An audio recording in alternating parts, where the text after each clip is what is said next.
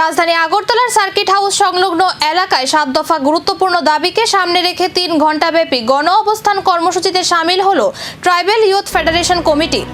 এই কর্মসূচিতে সংগঠনের নেতা কর্মীরা হাতে প্লেকার্ড নিয়ে বিক্ষোভে সামিল হন এবং দ্রুত দাবি পূরণের আহ্বান জানান। কর্মসূচিতে উপস্থিত ছিলেন টিওয়াইএফ এর সাধারণ সম্পাদক কুমুদ দেববর্মা। তিনি জানান, দীর্ঘদিন ধরে একাধিক গুরুত্বপূর্ণ দাবি সরকারের কাছে জানানো হলেও এখনও কার্যকর পদক্ষেপ নেওয়া হয়নি। তাই গণতান্ত্রিক উপায়ে এই গণ অবস্থানের মাধ্যমে সরকারের দৃষ্টি আকর্ষণের চেষ্টা করা হচ্ছে। তিনি আরও বলেন, নির্দিষ্ট সময়ের মধ্যে দাবি পূরণ না হলে আগামী দিনে আরও বৃহত্তর গণ আন্দোলনের পথে হাঁটতে বাধ্য হবে সংগঠন। আন্দোলনকারীদের দাবি, সরকার যেন দ্রুত ৭ দফা দাবি নিয়ে ইতিবাচক সিদ্ধান্ত গ্রহণ করে। তাদের বক্তব্য, এই দাবিগুলি শুধু একটি সংগঠনের নয়, বৃহত্তর আদিবাসী সমাজের স্বার্থের সঙ্গে জড়িত।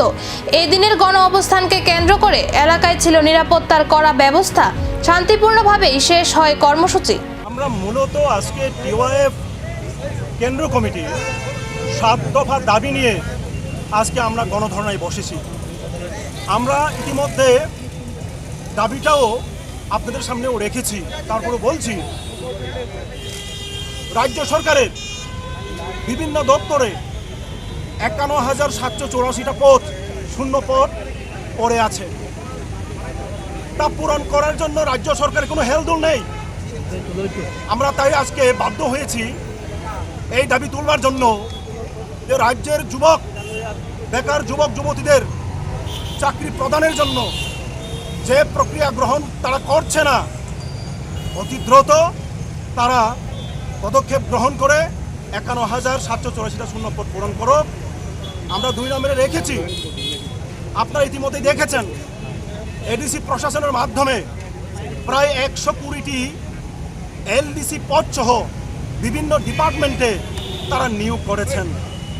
ইতিমধ্যে রাজ্যের স্বনামধন্য পত্র পত্রিকায় সেটা প্রকাশিত হয়েছে, রাজ্যের মানুষ অবগত হয়েছেন। এই নিয়োগ কোনো বিজ্ঞপ্তি, ইন্টারভিউ তারা নেই।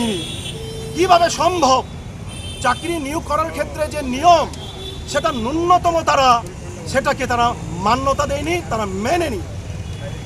প্রায় ১২০টা এবং তারও বেশি আমরা শুনতে পাচ্ছি। এটা বেনিয়ম, এটা অন্যায়। এই ১২০টা যে পদ নিয়োগ করা হয়েছে সেটাকে অবিলম্বে বন্ধ করতে হবে এবং নতুন করে এখন দেখার বিষয়, টিওয়াইএফ এর উপস্থাপিত ৭ দফা দাবি নিয়ে সরকার কতটা দ্রুত উদ্যোগ নেয়, নাকি এই গণ অবস্থানে আগামী দিনে আরও বৃহত্তর আন্দোলনের সূচনা হতে চলেছে।